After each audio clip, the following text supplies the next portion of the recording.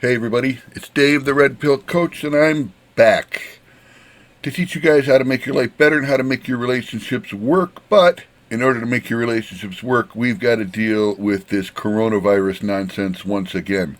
So let's go there again because there's been new information since the last time I broadcast about this little episode in world history. And there's a couple things that we now know, or we think we know, that we didn't know then. First of all, why are children apparently immune and why are old people apparently so susceptible? Well, to answer this question, we had to first definitively identify this virus. We had to figure out what it was and where it came from because you have a different response to a novel pathogen depending on your age. So, when you're young, your immune system is like a young fire department ready to go. They're standing right by their trucks, and anything that comes in that could be a pathogen, your immune system, the young immune system, starts kicking out, it's called T lymphocytes from the thymus gland. And the lymphocytes identify the pathogen and destroy it fairly quickly. This is called the novel immune response. And in young people, it's very, very powerful. However, as you get older, your immune system shifts from identifying novel threats, to consolidating the gains that you've already made. Remember, when you're exposed to a pathogen, your body remembers it and remembers how to destroy it. So that's why you can't get the same virus again unless it evolves, because you know how to destroy that virus from now and until several years at least, and maybe for your entire life. So as you get older, your immune system is more geared towards remembering what you've already been exposed to and wiping that out, and less geared towards identifying new and novel things that might infect you.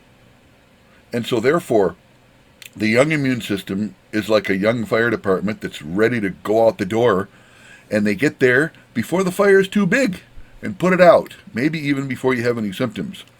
While older people are more cautious, their immune system kind of hangs back, and it takes sometimes 2 weeks or more before the body says, hey, we better mount a reaction to this. We've never seen this before. And this explains very readily why young people don't get sick and why old people do get sick. In line with this zoonotic hypothesis and origin of this virus is that this is a totally new pathogen. Human beings have never seen this in all of our history of evolution. And so it stands to reason, since it's totally new, that young people would be much better equipped to deal with it because that's how their immune system is set up. While old people would have a much harder time dealing with it because that's how their immune system is set up. So the fact that this is a zoonotic virus is critically important in the analysis of why it affects young people and old people. And the question becomes, is it zoonotic? And the answer is yes, it is. It is, in fact, not a human virus. Let me repeat that. SARS-2-CoV, which is the name of the virus, SARS-2-CoV, the novel coronavirus SARS-2, is 100% a bat virus. It may have some pangolin RNA mixed in there, but maybe not. It is clearly a 100% foreign pathogen. See, most pathogens that infect humans are a mix. They're a mix of an animal virus, and it picked up some human DNA or RNA, which allows it to infect humans. SARS-2 is not human in any way. There is no human viral RNA in this virus.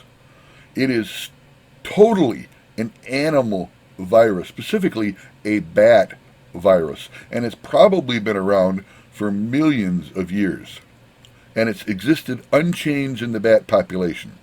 So we've got a totally foreign virus that's introduced into the population, and there's an advantage to that.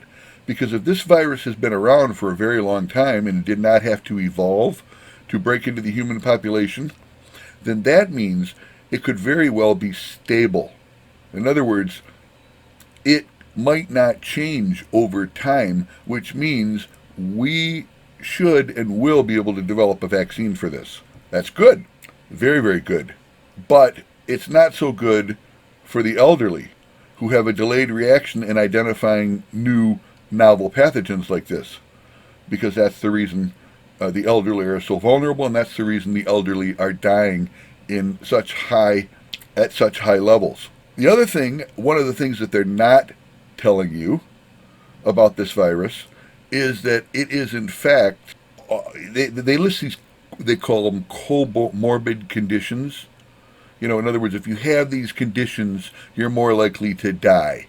And the conditions are high blood pressure and diabetes. Well, I got news for you. Those are not the conditions that are comorbid. They are lying to us once again about what is truly comorbid in these patients. And the answer, what is comorbid? The answer is fat. The fatter you are, the more likely you are to have a very negative outcome.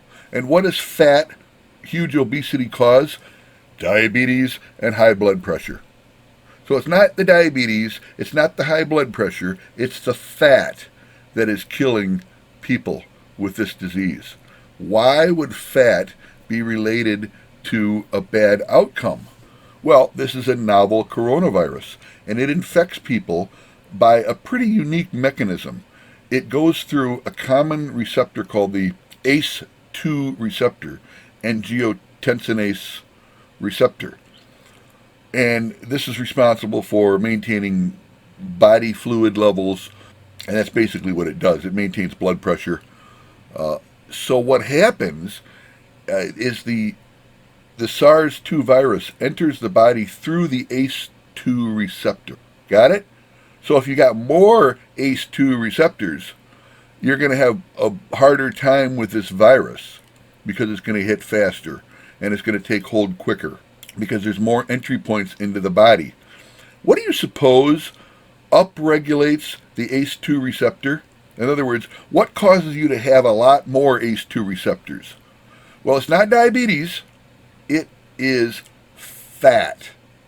The fatter you are, the more ACE2 receptors you have, and the more likely the more avenues the virus has for invading the body. So, if you didn't get to the gym before now, guys, now's the time to start eating healthy, losing that belly, and getting to the gym. The alternative is to die.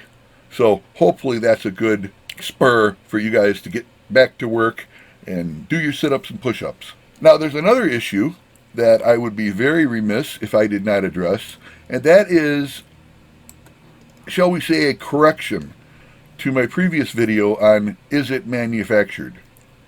The answer is still the same. It is not a manufactured virus.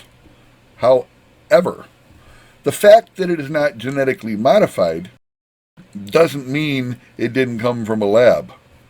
We are engaged in a worldwide project to sequence the genome of every organism on the planet, including viruses.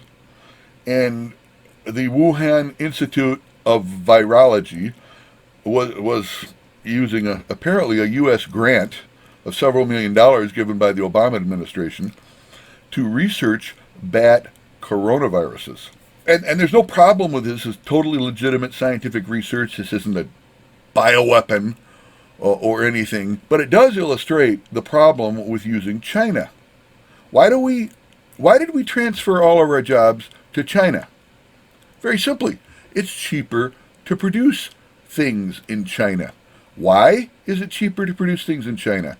Because they have lower safety standards. They have lower salaries, more poorly trained workers. So what it looks like happened, and the CIA and State Department are both reporting this, the CIA conducted a covert operation inside of China in the last few months.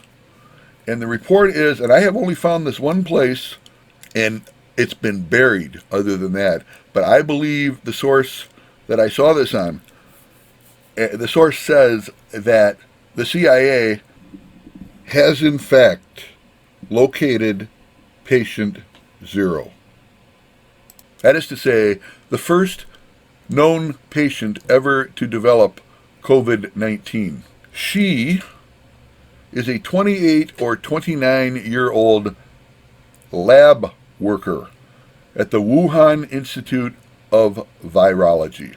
This, of course, is conclusive, if true, this is conclusive proof that this virus came from not the wet market, but the Wuhan Institute of Virology, where they were playing around with these bat viruses. And here's the thing, lower safety standards, you bet.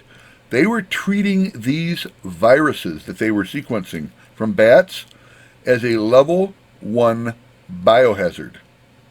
Sounds impressive, except if you've ever been in a high school classroom, you've been inside a level 1 biohazard. You don't need, you don't need filters, you don't need gloves, you don't need masks, you don't need personal protective equipment. You're working with viruses that are not known to infect humans. So they take almost no precautions. And they didn't take any precautions. There were at least 2 State Department memos to the Wuhan Institute of Virology warning them that these pathogens that they're playing around with may be able to infect humans. And that was ignored. That was ignored up until this outbreak occurred. And as soon as this outbreak occurred, the Chinese destroyed everything in the lab. They killed all the animals. They burned everything. They destroyed all of the lab notes. Now, I have to say, I'm not a conspiracy theorist, but that sure sounds pretty suspicious to me. And I think Redonkulous said it best. And I urge you to go to redonkulous.com and subscribe, and go to his YouTube channel at Terrence Pop. He does a great job. He's an old Army grunt, and he asked the question, and he told a story. He said, when I'm commanding men on patrol, sometimes one of my men will come back and he's been bitten by an animal.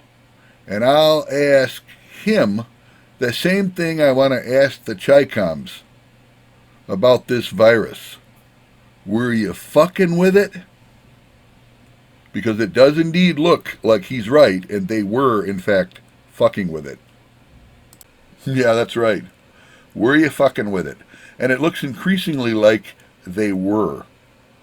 So again, this is not a bioweapon. It's not genetically modified. It appears to be an animal virus. Not a human. It has no human RNA in it.